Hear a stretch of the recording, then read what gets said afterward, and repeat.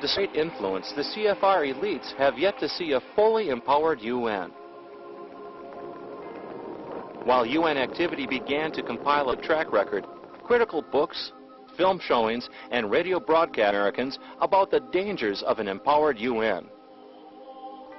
As a result, faith in the UN began to diminish. A 1959 Gallup poll reported that 87% of the American people thought the UN was doing a good job. In 1980, Gallup reported that only 31% felt the UN was doing a good job. On Capitol Hill. Between 1975 and 1982, Congress received petitions with over 11 million signatures calling for the United States to withdraw from the United Nations. But the battle had just begun.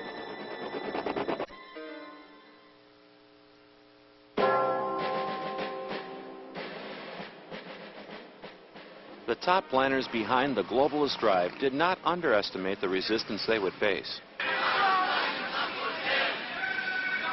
They were committed to build their new world order in whatever way they could, in whatever time it might take. That was the subject of The Hard Road to World Order, a frank article published by the Council on Foreign Relations. In the April 1974 issue of the CFR's Journal, veteran State Department official Richard Gardner expressed his disappointment that like-minded internationalists had failed to implement. More importantly, he described an alternate route to the creation of an all-powerful superstate. The House of World Order will have to be built from the bottom up rather than from the top down. It will look like a great booming, buzzing confusion. But an end run around national sovereignty, eroding it piece by piece, will accomplish much more than the old. Following this approach, the House of World Order adopted a variety of strategies, large and small, to achieve their goal. Yet the strength of each of their strategies rests on one key element: deception. For as British statesman Edmund Burke once said, the people never give up their liberties, but under some delusion.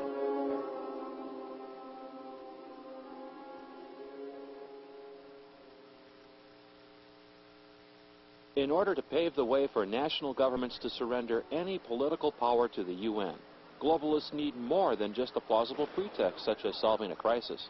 They must also create the appearance of popular support for their plans. For several decades, the UN has been organizing non-governmental organizations, or NGOs, into a force that it calls society. This NGO movement has been developed by the CFR strategists as a deniable asset, for the NGOs must appear to be spontaneous and in structure. The desired illusion is that the public is demanding change. To drive their agenda forward, the CFR leadership uses the NGO movement as one arm of a giant pincer strategy. The huge NGO network applies pressure on government from below. The other arm of the pincer, consisting of CFR elites inducing political leaders, supplies pressure from above. While NGOs clamor for world governance, political leaders can respond, according to plan, to the so-called public.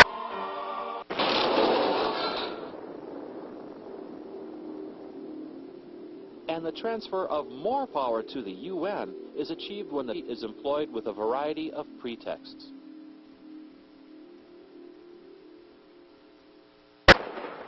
The plan to disarm civilians has been part of the earliest plans to disarm nation-states. If no nation is allowed the military power to challenge UN authority, then no private citizen or group to resist that authority either. In the 1990s, the UN itself began to take a much more visible lead in this movement. In the UN presentation, Armed to the Teeth, the campaign for civilian disarmament is packaged as a response to a new threat. Suddenly, a global plague of small arms threatens world peace. The small arms crisis is so acute and now considers it one of the gravest challenges facing the world.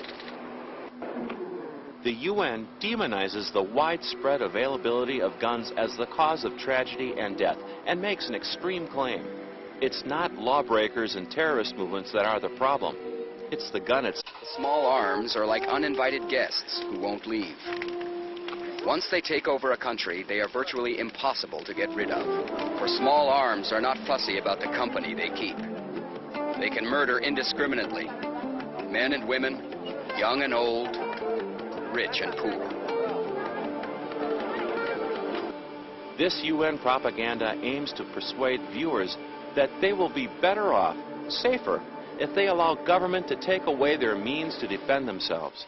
Of course, not mentioned in the video is the role of the UN and its revolutionary friends in fomenting much of the aggression described. The UN even goes so far as to cite the Rwandan genocide carried out with machetes as a reason to confiscate civilian guns.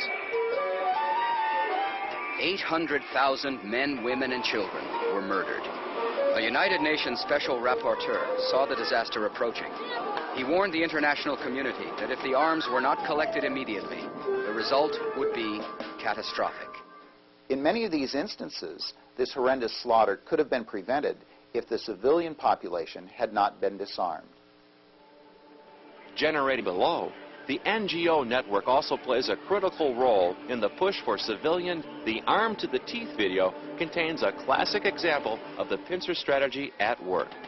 Is a network of over 200 grassroots organizations from around the world, which coordinates the fight against the proliferation of small arms and also puts pressure on governments to act. IANSA was not created as the result of a spontaneous outpouring from global civil society as the United Nations. It was entirely a creation of the United Nations in collaboration with tax-exempt foundations and certain socialist governments in Europe.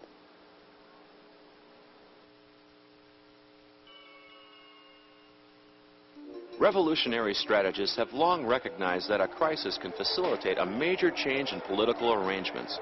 Among the useful crises, or the threat of war, has always topped their list. The threat of environmental catastrophe is still another crisis being used to persuade Americans to accept a revolution in world political arrangements. Although many Americans have serious concerns about the environment, such genuine concern does not motivate the UN CFR elites. Their object is power. They have no interest in actually solving environmental problems, as that would defeat their objective by removing the impetus for political change. More and more, Americans are being told that global problems require global solutions. Global solutions meaning UN power. History shows that giving more power to government is exactly the opposite of what those concerned about the environment should champion. The most spectacular examples of environmental destruction are those that took place under state control in the former Soviet Union and in its colonies. And it seems to me that people who are genuinely concerned about environmental protection should understand that the last thing we would want to do if we want to protect the environment is to turn over total power to a political elite that can despoil the environment without sanction. By contrast, the best protectors of the environment are private property owners, simply because they have a vested interest. Thousands of years ago, Aristotle pointed out that that which is owned by everyone is elected by all alike. And of course, that principle applies to the question of environmental protection. The people who have the greatest interest in preserving the environment are property owners, people who want to develop property to increase its value and transmit it to their own children. Convinced of saving planet Earth from environmental destruction, the 1992 summit was a major watershed event for the globalist agenda. The summit put governments on notice that major changes were needed in economic agendas and in our institutions of governance. The Earth Summit gathering was designed to give the illusion of democracy at work. Delegates labored over details of language, while the NGOs lobbied outside for tougher measures. In fact, the principal programs to come out of Rio had already been worked out well in advance by the CFR brain trusts. In supporting the illusion of democracy at work, however, UN propaganda portrays the NGOs at Rio as an independent voice representing a cross-section of civil society. The Viking ship Gaia sails here from Scandinavia, bringing 10,000 messages from children of many nations. Here in